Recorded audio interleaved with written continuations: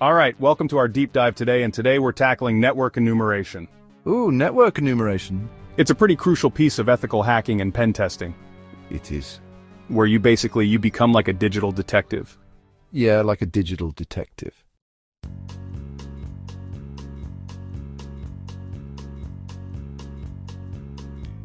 So for this deep dive, we're going to be using the CEH module for enumeration document as our roadmap, Excellent. and we're going to be extracting some of the key insights from that. Sounds good. And I guess the first thing is, before we even go into finding weaknesses and all that stuff, it's like you've got to know you're dealing with. Absolutely, you can't go in blind. You Can't go in blind. got to know. Yeah. You got to do your recon, you got to do your reconnaissance. Yeah, exactly. So our source actually defines enumeration as extracting usernames, machine names, network, Resources other than services, from. a target network. But how do you actually extract that information?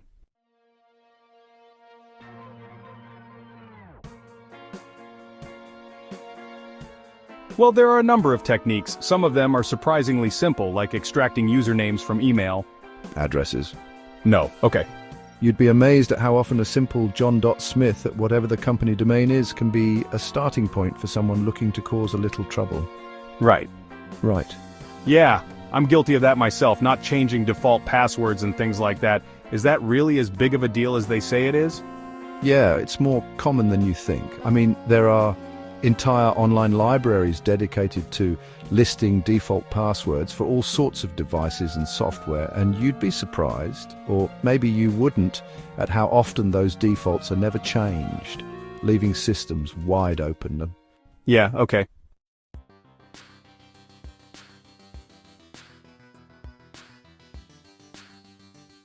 So brute forcing Active Directories, that doesn't sound very subtle. It's not. Is that where the kicking down the door analogy comes in? That's exactly right. Right, yeah. Yes, you're just trying every combination. It's like trying every key on a giant key ring until you find the one that unlocks the door. It can be effective, but imagine the commotion, right? Right. Security systems are designed to pick up on this kind of frantic activity, so anyone who knows what they're doing is going to try to be a bit more subtle. Right, so more picking the lock than kicking down the door. Exactly, yeah.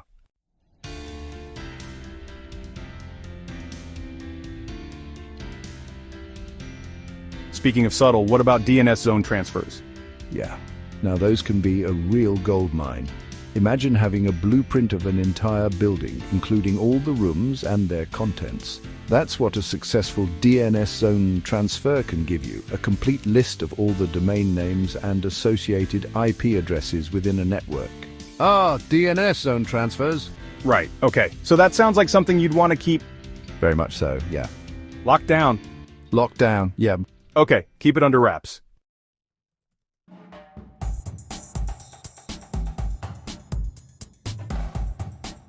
What about using SNMP to get usernames?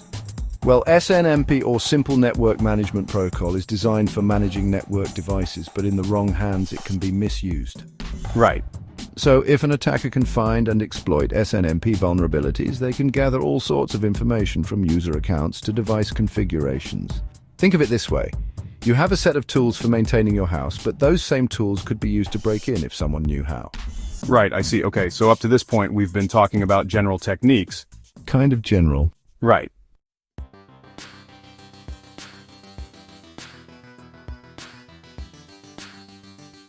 But our source now dives into NetBIOS Enumeration. Okay. So what exactly is NetBIOS? So NetBIOS. And why should our listener care about it? You've probably used NetBIOS without even knowing it. Think about those shared folders you access on your office network. Or when you print something to a network printer, that's often NetBIOS at work. It's essentially a way for computers on a local network, primarily Windows environments, to talk to each other and share resources like files and printers, so it's running in the background, making our lives a little easier. But how does that translate into a potential security risk? Right. Well, NetBIOS relies on a specific naming convention, a 16-character limit for each device, 15 characters for the name IC, and the 16th to identify the service running. Now, this naming convention can be helpful for enumeration because it provides clues about the devices on the network. Knowing what's running on a device can give an attacker a starting point. Right, okay, so those little clues can add up, I see. They sure can. Right.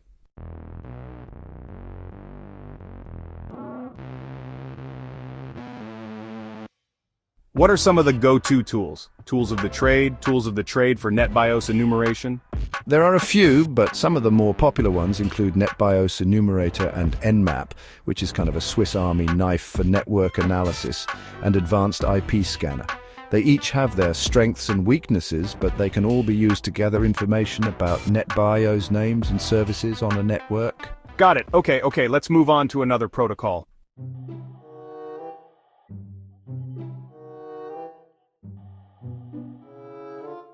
SNMP Enumeration. All right. So we talked earlier about how SNMP can be exploited. It can, yeah. Now let's get into the nitty-gritty of how someone might actually go about doing that. Right, so remember the SNMP is used for managing network devices, but if an attacker can exploit SNMP vulnerabilities, they can potentially get their hands on sensitive information about the network, like user accounts and device configurations. It's like finding a master key that unlocks a whole bunch of doors. Okay, yeah, our source really emphasizes the importance of securing SNMP. It is to prevent this kind of unauthorized access. For sure. What are some tools that could be used for SNMP enumeration? Well, there are a couple of common ones. CM check, for example, can be used to scan for and enumerate SNMP devices on a network. And then there's Soft Perfect Network Scanner, which is another handy tool that can gather information about SNMP configurations. I see. Okay, now let's shift gears to LDAP.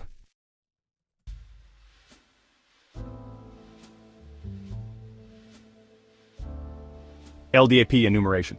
Okay, so our source explains LDAP, or Lightweight Directory Access Protocol, as an internet protocol used to access information from directories, especially Active Directory, which is used in a lot of corporate environments.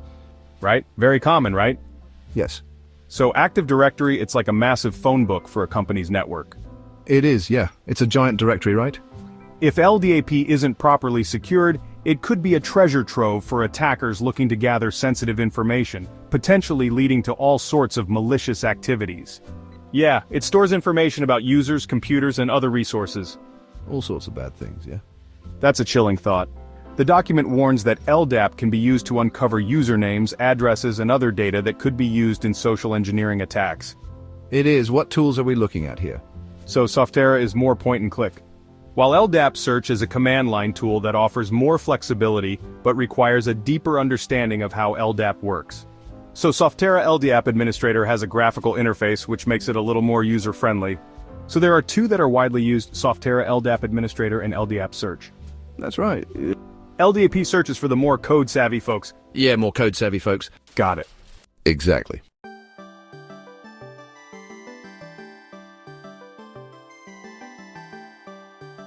Now let's move on to NTP enumeration. NTP, alright. So our source defines NTP, or Network Time Protocol, as something attackers use to find NTP servers on a network. Okay. So NTP servers, they're like the official timekeepers. They are, yeah, the official timekeepers of the network. Making sure all the computer clocks are synchronized. But like any other network service, they can be vulnerable to exploitation. They can. What makes them particularly interesting to attackers is when they're accessible from the internet. Those often have weaker security, making them prime targets. So they're an easy win. Kind of. An easy win, yeah. I'm not familiar with those. Can you shed some light on them?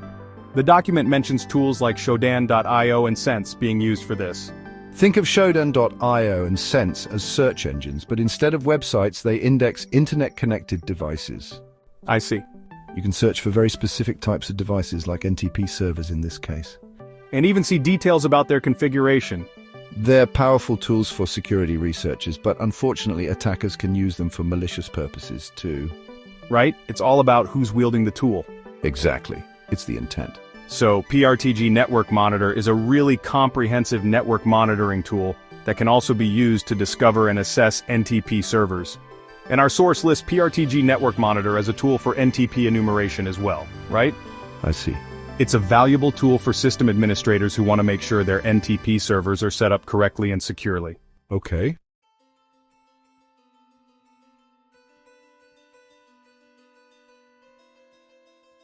Now let's talk about DNS enumeration. DNS enumeration, okay. Our source explains that DNS, or Domain Name System, is essentially a translator that converts website names into those IP addresses that computers use. It is like a phone book for the internet, right? So when you type a website name into your browser, your computer uses DNS to look up the corresponding IP address. That's right. Without DNS, we'd all have to remember long strings of numbers. I don't want to do that. Instead of those easy-to-remember domain names. Oh, easier. Right? Yeah, imagine trying to remember a 10-digit phone number instead of a name. Right? Not very user-friendly. Not at all. The document uses the example of www.mmg.org, translating to an IP address. Good example. It's simple and to the point.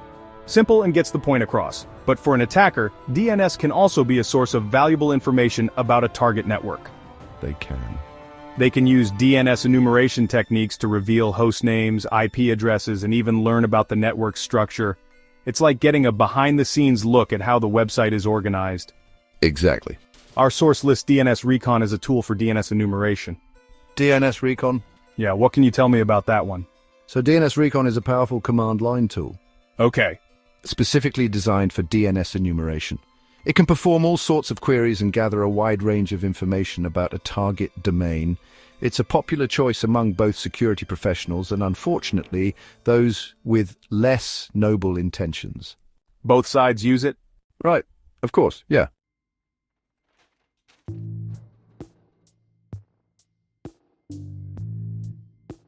Finally, let's explore SMTP enumeration. SMTP Our source tells us that SMTP, or Simple Mail Transfer Protocol, is the set of rules that govern email communication. Right. So it's the engine that drives our email. It is, yep. When you hit send on an email, your email client uses SMTP to communicate with the recipient's mail server, which then delivers the message to their inbox. Exactly, that's how it works. And the document points out that SMTP enumeration can be used to identify valid users on an SMTP server. How does that work? So, by using specific SMTP commands like vrfy and xpn, attackers can test whether certain email addresses are valid. It's all about getting that extra bit of information to make their attacks more effective, okay? This information can then be used to launch more targeted phishing attacks or to craft even more convincing social engineering schemes. I see, yeah. So you could figure out who's a real person at a company. Yeah, exactly.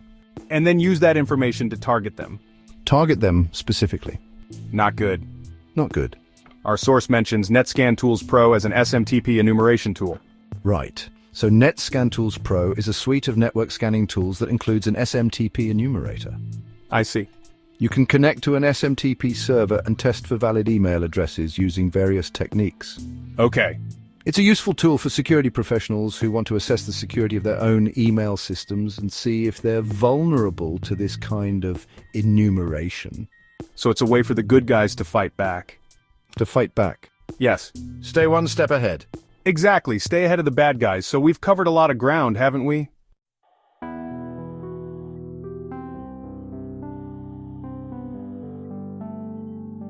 All these different types of enumeration, the techniques involved, and the tools that can be used.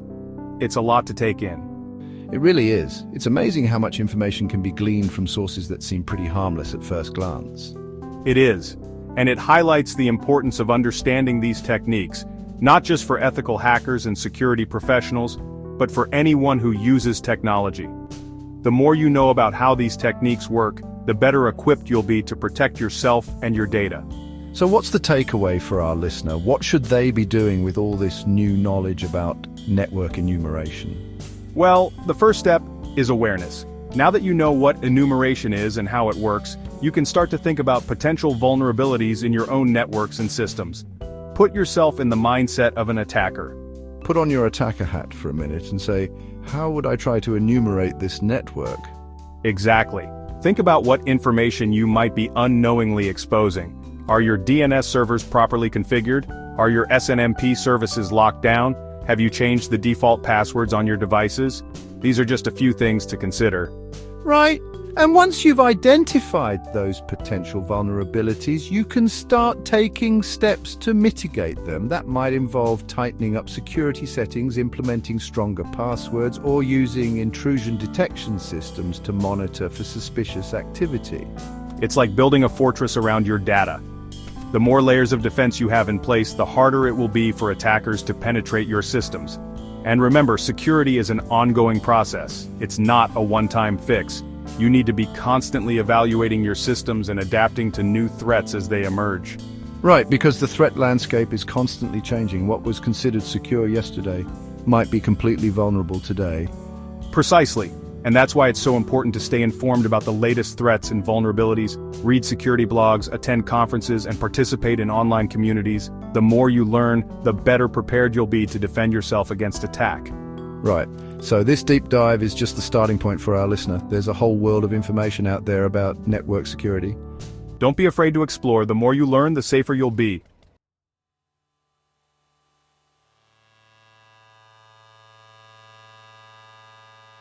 Now let's talk about another crucial aspect of network enumeration, the tools that are used. We touched on a few tools earlier, but let's dive a little deeper. What are some of the must-have tools for anyone interested in network enumeration, whether for ethical hacking or just for better understanding their own network security? Well, it depends on what you're trying to achieve, but a few tools that come to mind are Nmap, Wireshark, and Metasploit. Nmap is a powerful network scanner that can be used for a variety of tasks, including port scanning, host discovery, and service enumeration. It's a bit like a Swiss Army knife for network analysis. So Nmap is like your all-purpose tool for getting a lay of the land. What about Wireshark? What makes it so special? Wireshark is a network protocol analyzer, which means it allows you to capture and inspect network traffic in real time. It's incredibly useful for understanding how different protocols work and for troubleshooting network issues. Think of it like a microscope for your network traffic. You can zoom in and see all the tiny details. That sounds incredibly powerful, especially for someone who really wants to get under the hood and understand what's happening on their network. And lastly, Metasploit, what's its claim to fame? Well, Metasploit is a penetration testing framework that provides a vast library of exploits, payloads, and auxiliary modules that can be used to test the security of systems and networks. It's a powerful tool for ethical hackers, but it can also be used by malicious actors. It's important to remember that tools are just tools. It's how they're used that determines whether they're good or bad. A bit like a hammer. It can be used to build a house or to break something. It all comes down to the intent of the user. Exactly.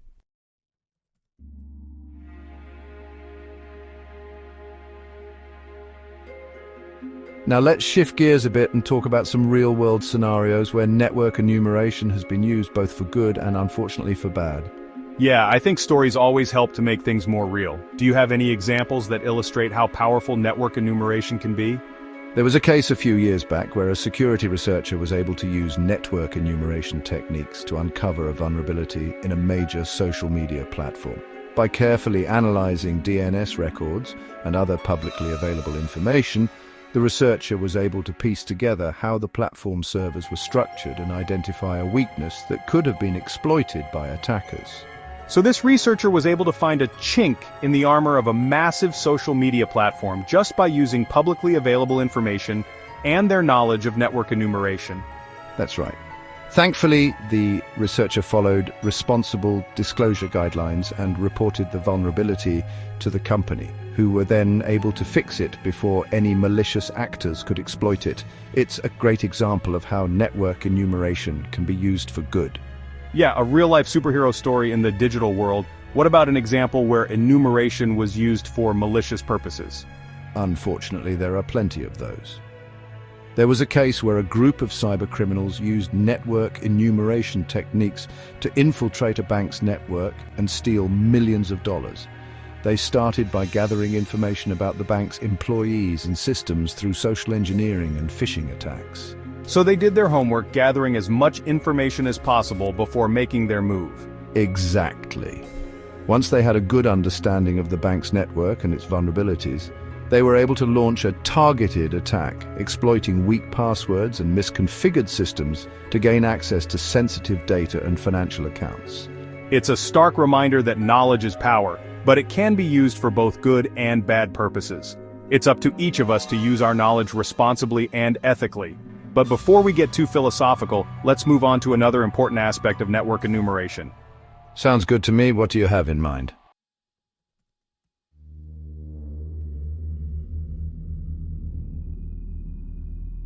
Let's talk about how network enumeration fits into the bigger picture of cybersecurity. It's just one piece of the puzzle, right? Absolutely. Network enumeration is often seen as the first step in a penetration test or ethical hacking engagement.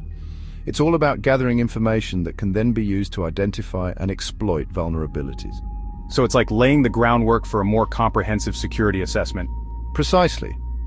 Once you have a good understanding of the target network, you can start to probe for weaknesses and see if you can actually exploit them. It sounds like network enumeration is an essential skill for anyone working in cybersecurity, whether you're on the offensive side, trying to find and fix vulnerabilities, or on the defensive side, trying to protect your systems from attack. Couldn't set it better myself. It's a fundamental skill that every cybersecurity professional should have in their toolkit. And it's a skill that anyone can learn with the right resources and a bit of dedication. Exactly. There are tons of great resources available online, from free courses to paid certifications. If you're interested in learning more about network enumeration, there's never been a better time to dive in. But before you go running off to learn all about network enumeration and ethical hacking, there's one more thing we need to talk about, and it's an important one. You're talking about the legal and ethical considerations, right? Exactly. It's all well and good to learn about these techniques, but it's crucial to use them responsibly and legally. We've talked about how network enumeration can be used by both the good guys and the bad guys. It's like any tool. A hammer can be used to build a house or to break a window. It all comes down to the intent of the user. So before you start scanning networks and probing for vulnerabilities, make sure you have the proper authorization to do so. Otherwise, you could find yourself in some serious legal trouble. And even if you have the legal right to conduct a penetration test, it's important to do so ethically. That means respecting the privacy of others, not causing any unnecessary damage, and always disclosing your findings responsibly. It's all about being a good digital citizen, using your knowledge for good, not for evil. Well said. So for our listener, remember that network enumeration is a powerful tool that can be used for both good and bad purposes. Learn about it, understand it, but always use it responsibly and ethically. That's some great advice. To wrap up part 2 of our deep dive into network enumeration, be sure to join us for part 3, where we'll explore some advanced techniques and share some more real-world examples. Until then, stay curious, stay safe, and keep learning.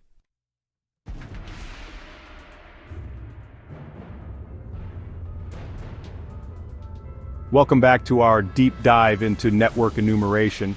In the last couple parts, we talked about the basics, some real-world examples, even touched on the ethical side of things. Now let's get into some of the more, advanced techniques.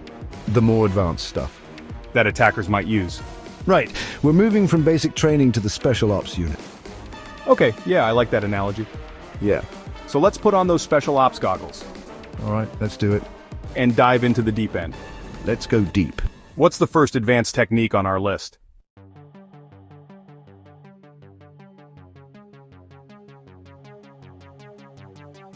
All right, well, let's talk about banner grabbing. Banner grabbing. Yeah, S1. Okay. It's a technique that allows attackers to gather information about a system or service by analyzing the banner it presents. Banner, like a welcome mat for a server? Exactly. Yeah, when you connect to a server or service, it often sends back a message that identifies itself and provides some basic information like the operating system version, the software running on it, even the open ports. Right, so it's like a little ID card. Kind of a little digital ID card. For the server. For the server. How does an attacker use this information to their advantage? Well, that banner can reveal a lot about the system, including potential vulnerabilities. For example, if the banner reveals that the server is running an outdated version of a particular software, the attacker knows that there might be known exploits that they can leverage. So it's like seeing a sign that says, "This building was built in 1950. Exactly. And? It hasn't been renovated since. And there's probably some structural weaknesses you can exploit, yeah. Okay. What are some of the tools that attackers might use for banner grabbing? Well, there are a few popular ones. Nmap, as we discussed earlier, is a versatile network scanner that can also be used for banner grabbing. Right.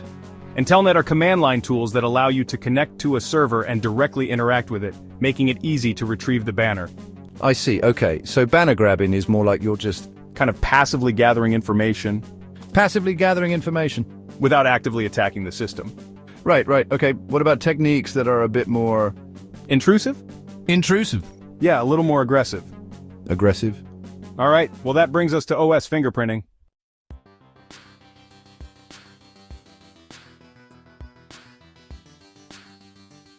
OS fingerprinting? Yeah, S1, yeah. So it's a technique used to determine the operating system running on a target. Machine. Right? It's like a digital detective trying to identify a suspect based on their fingerprints. And that's valuable information for an attacker, I imagine. It is, yeah. If they know what operating system they're dealing with. Absolutely, because different operating systems have different vulnerabilities. So knowing the OS allows attackers to choose the most effective exploits. Right, narrator, I see. So how do they go about doing that? There are a few ways to perform OS fingerprinting, but one of the most common is by analyzing network packets. Network packets, remind me what those are again. So think of network packets as the envelopes that carry data over the network. Each packet contains information about the sender, the receiver, and the data being transmitted. By carefully examining these Packets. particularly the TCP/IP headers, attackers can often identify the operating system, So it's like a detective analyzing handwriting like analyzing the handwriting on an envelope. to figure out who sent the letter. Exactly, to figure out who sent it. What are some tools that are used for OS fingerprinting? So Nmap yet again is a popular choice as it has built-in OS fingerprinting capabilities. There's Also P0F, which is a passive OS fingerprinting tool that can identify operating systems simply by listening to network traffic. okay.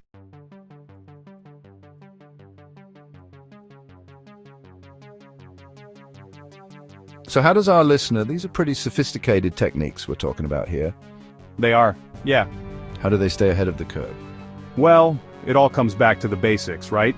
Strong passwords, up-to-date software, and a good firewall are your first line of defense. But beyond that, it's about being proactive.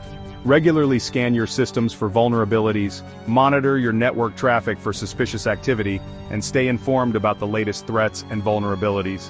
So keep your digital eyes open Keep your eyes open. and stay vigilant. Be vigilant. Yeah, it's a constant game of cat and mouse between attackers and... Defenders. Right, it's a constant arms race. It is an arms race, yeah.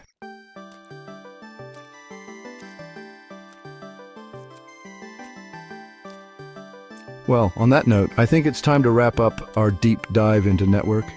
Enumeration. It has been a deep dive, hasn't it? It has been a deep dive. Yeah. We've covered a lot of ground from the basic concepts to advanced techniques, I did. No. and even touched on those ethical implications. Right. Can't forget about those. Right, of course. Very important. So hopefully our listener now has a better understanding I hope of how network enumeration works, why it's important, it matters.